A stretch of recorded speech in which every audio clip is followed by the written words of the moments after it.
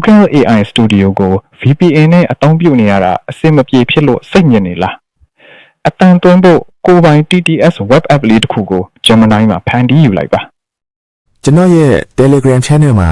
Gemini ထဲထည့်သုံးရမယ် prompt နဲ့ source code file ပြထားပါတယ်အရင်ဆုံး code file ကို download လုပ်လိုက်မယ်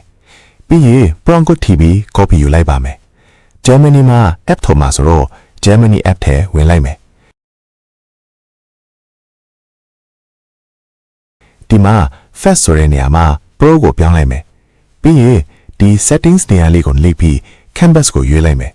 canvas လို့ရှုပ်ထွေးတဲ့လောက်ဆောင်ချက်တွေကိုယ့်အရေးကြီးတဲ့ရေးတာနဲ့စာမျက်နှာများစွာပါတဲ့စာတန်းတွေတိဖြတ်တဲ့နေရာမှာ pro အကောင့်နဲ့တွန်းတာကပိုပြီးအဆင်ပြေပါတယ်ကဲကျွန်တော်တို့ download လုပ်ထားတဲ့ code file ထဲမှာဆိုတော့ files ကိုရွေးပြီးတောင်းထားတဲ့ file ကိုရှာထည့်လိုက်မယ်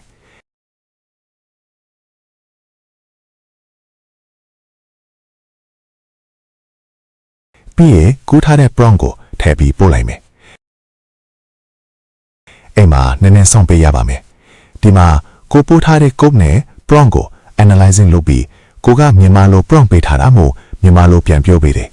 ဒီမှာပေးပို့ထားသော React code ကိုအတိအကျအသုံးပြုပြီးပွဲကြီး AI Studio web app ကိုဖန်တီးပေးလိုက်ပါသည်လူကြီးမင်းတောက်ဆိုထားသည့်အတိုင်း code များ function များ UI နဲ့ voice စရင်အပါဝင်မိသည့်အရာကိုမှပြင်ဆင်ပြောင်းလဲထားခြင်းချွန့်ပစ်ခြင်းများမရှိဘဲမူရင်းအတိုင်းအပြည့်အစုံရေးထားပေးပါသည်ဆိုပြီးပြန်ပြောပေးတယ်။အောက်မှာကုတ်ရေးနေပါသည်လို့ပြထားတာမို့ခဏစောင့်ပေးလိုက်မယ်။ဒီမှာဖွင့်ရန်ဆိုပြီးပေါ်လာတော့အဲ့ဒါကိုနှိပ်လိုက်မယ်။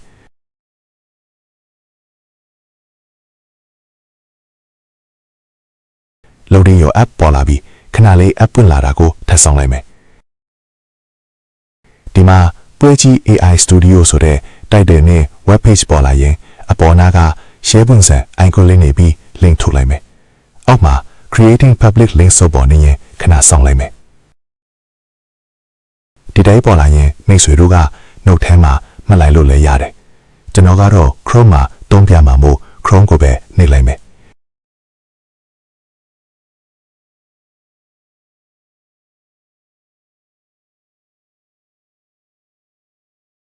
page ပေါ်လာရင်ဒီမှာအောက်ခြေမှာဇာတ်ညွှန်း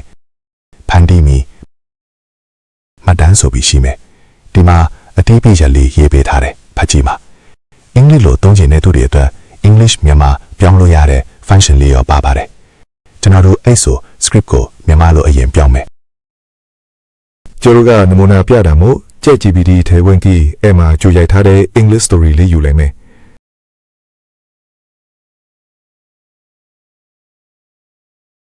copy ယူပြီးရင်ဒီမှာမူရင်းစာသားဆိုတဲ့နေရာမှာထည့်လိုက်မယ်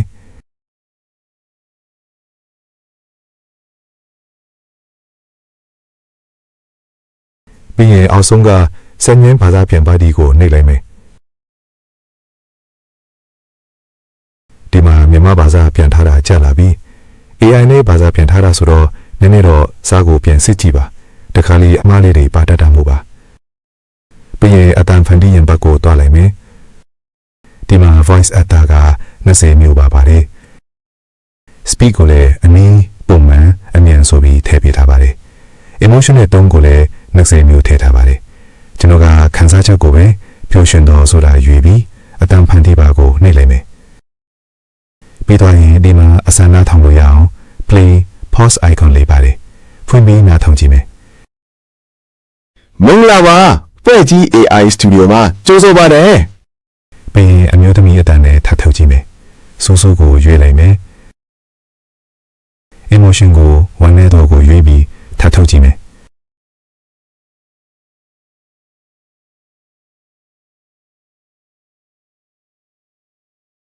မင်္ဂလာပါဖီဝါကီ AI Studio မှာကြိုဆိုပါတယ်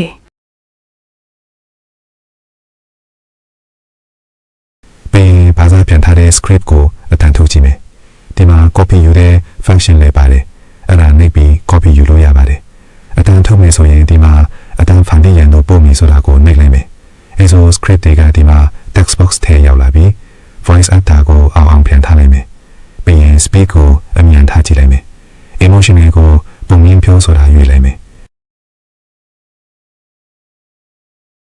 အကုန်ပြီးရင် generate လုပ်ကြည့်လိုက်မယ်စာလုံးရေးများရင်နည်းနည်းတော့စောင့်ပေးရပါတယ် generate ပေးထားရင်ရလာတဲ့အတန်ကိုအစာနာထောင်ကြည့်မယ် ကျေကလေးနဲ့အထီးကျန်ကောင်းလေးဟူရှိရှိတုန်းကစိမ့်လန်းတဲ့တောင်တန်းတွေဝန်းရံထားတဲ့တိတ်ဆိတ်တဲ့ရွာလေးတစ်ရွာမှာလီယံဆိုတဲ့အထီးကျန်ကောင်းလေးတစ်ယောက်ရှိခဲ့ပါတယ်။ညတိုင်းသူဟာပတင်းပေါက်နာမှာထိုင်ပြီးကျေကလေးကိုငေးကြည့်နေတော့ပါတယ်။စကားပြောပေါ်သူငေးချင်းတစ်ယောက်လောက်ရှိရင်ကောင်းမှာပဲလို့လေသူအမြဲတမ်းဆူတောင်းခဲ့တာပါ။ချမ်းရည်တဲ့ညာနေခင်းတစ်ခုမှာတော့ကောင်းကင်ငံကနေကျေလေးတစ်ပွင့်ကျွေးကြလာတာကိုလီယံတွေ့ထားမိရပါတယ်။အဲဒီကျေလေးကသူ့ရဲ့နောက်ဘက်ကမြေခင်းပြင်တွေကိုညင်သားစွာကျဆင်းလာခဲ့ပါတယ်။သူဟာတိကျင်စိမ့်နဲ့ရင်ခွန်းစွာပဲအပြင်ကိုပြေးထွက်သွားတဲ့အခါမြေခင်းပေါ်မှာနားခိုနေတဲ့လင်းလက်တောင်းနေတဲ့ကျေကလေးကိုတွေ့လိုက်ရပါတယ်။မင်းထိခိုက်သွားသေးလားဟင်လူလီယံကချင်းချင်းနာနာမိလိုက်ပါတယ်။နည်းနည်းပါပဲလို့ကျေကလေးကမင်းပြပြလေးလင်းလက်ရင်းပြန်ပြေပါတယ်။ငါကောင်းကင်မှာလမ်းပြောက်သွားလို့ပါ ပြီးရင်ကျွန်တော်တို့မင်းကလေးအတိုင်းနဲ့ထပ်ဆန်းကြည့်မယ်ကျွန်တော်ကဆူဆူကိုရွေးလိုက်မယ် speed ကိုပုံမှန်ပဲပြန်ထားလိုက်မယ်ပြီးရင်အထိုင်ထပ်ထုတ်ကြည့်လိုက်မယ်အတိုင်းရရင်ပြန်ထားထိုင်ကြည့်မယ် ကျဲကလေးနဲ့အထီးကျန်ကောင်လေးဟိုးရှေးရှေးတုန်းကစိမ့်လန်းတဲ့တောင်တန်းတွေဝင်းရံထားတဲ့တိတ်ဆိတ်တဲ့ရွာလေးတစ်ရွာမှာလီယမ်ဆိုတဲ့အထီးကျန်ကောင်လေးတစ်ယောက်ရှိခဲ့ပါတယ်။ညတိုင်းသူဟာပြတင်းပေါက်နားမှာထိုင်ပြီးကျဲကလေးတွေကိုငေးကြည့်နေတတ်ပါတယ်။စကားပြောဖို့တငယ်ချင်းတစ်ယောက်လောက်ရှိရင်ကောင်းမှာပဲလို့လဲသူအမြဲတမ်းဆုတောင်းခဲ့တာပါ။ချဲအေးတဲ့ညနေခင်းတစ်ခုမှာတော့ကောင်းကင်ယံကနေကျဲလေးတစ်ပွင့်ကျွေးကြလာတာကိုလီယမ်တတိထားမိလိုက်ပါတယ်။အဲ့ဒီကျဲလေးဟာသူ့အိမ်နောက်ဘက်ကမြခင်းပြင်ထဲကိုညင်းသားစွာကျဆင်းလာခဲ့ပါတယ်။သူဟာတိကျင်စိတ်နဲ့ရင်ခုန်စွာပဲအပြင်ကိုပြေးထွက်သွားတဲ့အခါမြခင်းပေါ်မှာနားခိုနေတဲ့လင်းလက်တောက်ပေါက်နေတဲ့ကျဲကလေးကိုတွေ့လိုက်ရပါတယ်။မင်းထိခိုက်သွားသေးလားဟင်လို့လီယမ်ကချင်းချင်းနာနာမေးလိုက်ပါတယ်။နည်းနည်းပါပဲလို့ကျဲကလေးက အဲ့မှာလင်းလက်တောက်ပေါက်လို့ဖြစ်နေရင်အဲ့စာလုံးကိုတောင်းနဲ့ပကြတယ်မှာ space ချပေးကြည့်လိုက်ပါပြီးရင်ဒီတစ်ခါစာတစ်ပိုက်လောက်ကိုပဲပြန်ဆန်းပြီးထုတ်ကြည့်ပါမယ်အဲ့တော့ပုံနေတာတွေကိုဆက်လက်မပြီးဖြတ်လိုက်မယ်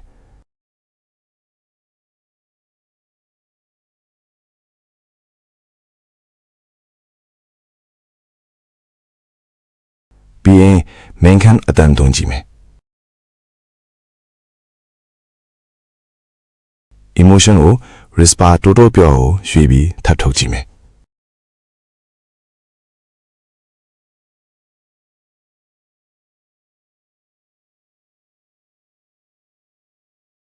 အတန်ရရင်နားထောင်ကြည့်လိုက်မယ်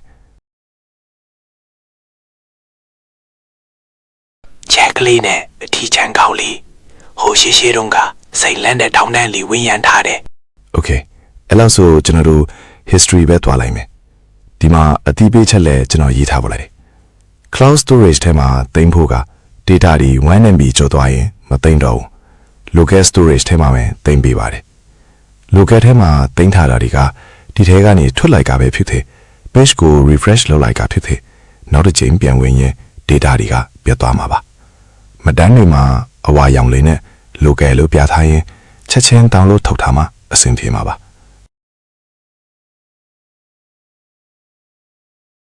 cloud လို့ပြထားတာကတော့3ရက်နေမှာ auto delete လုပ်သွားမှာပါပြီးရင်ဒီမှာ play bottom လေးတွေနှိပ်ပြီးလဲပြန်နားထောင်ကြည့်လို့ရပါတယ် မင်္ဂလာပါဖီဝါကီ AI Studio မှာကြိုဆိုပါတယ် မင်္ဂလာပါဖွဲ့ကြီး AI Studio မှာကြိုဆိုပါတယ် download လုပ်မယ်ဆို download ပုံစံ bottom လေးကိုနှိပ်လိုက်ရင်ရပါတယ် download ဘေးဘက်ဘေးက SRT file ပါအတန်သွင်းထားတဲ့ script ကိုဗီဒီယိုမှာ subtitle ထိုးဖို့ပါအဲ့ဒါကိုနှိပ်လိုက်ရင်လည်း SRT file ကိုတောင်းမှာပါကျွန်တော်ကအစမ်းလို့ချင်တာဒီလိုက်တောင်းကြည့်လိုက်မယ်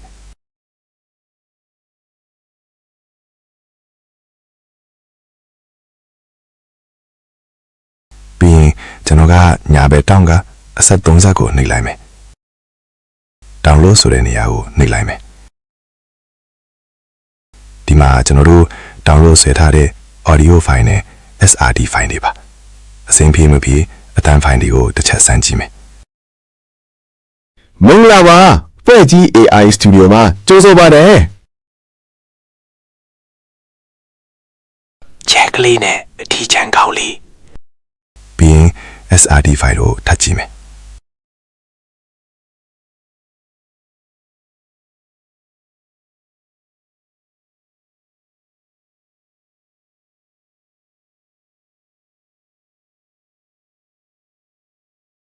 ပြီးရင်ကျွန်တော်တို့က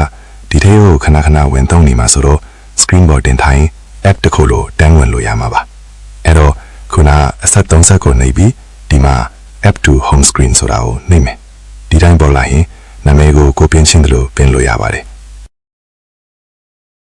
ပြီးရင် add နှိပ်လိုက်ရင်ရပါပြီ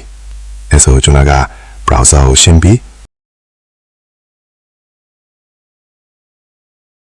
ခုန screen board တင်ထားတဲ့စီကနေပြန်ဝင်ပြပါမယ်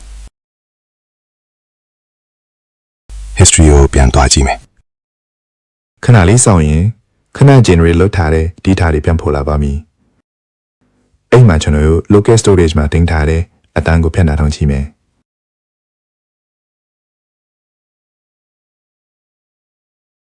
အဲ့မှာ file တွေမရှိတော့ပါဘူး မင်္ဂလာပါ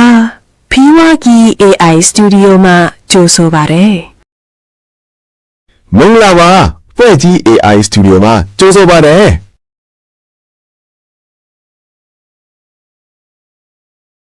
cloud storage က audio နဲ့ script တွေပဲပြန်ယူရတော့မှာပါပြောချင်တာကတခါတည်းလိုအပ်ရင်တန်း download လုပ်ထားစေချင်တာပါကျွန်တော်နောက်ထပ်ဒီမှာ floating music layer လေးထည့်ပေးထားပါတယ်ဒီထဲဝင်ထုံးနေတဲ့အချိန်အပြင်းပြေတခြင်းနားထောင်လို့ရအောင်ပါအဲ့ဒါလေးနေလည်းရင်တခြင်းငားဖို့ရွေးထည့်လို့ရပါမယ်ကျွန်တော်အစမ်းပြပါမယ်ဒီနေရာလိုနေလည်းရင်အိမ်မှာ audio file တွေကကြိုက်တဲ့တခြင်းကိုတပုတ်ချင်းထည့်ထုံးလို့ရပါတယ်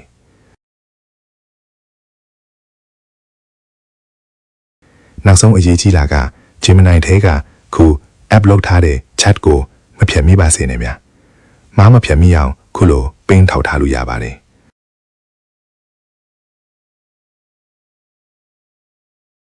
ကျွန်တော်ကဘာလို့မဖြတ်နဲ့ဆိုတာကိုစမ်းပြမှာမို့ chat ကိုဖြတ်ချလိုက်မယ်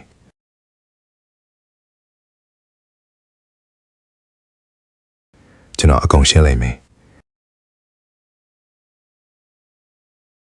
ပြီးဒီမှာ home screen မှာထုတ်ထားတာကနေပြန်ဝင်ကြည့်မယ်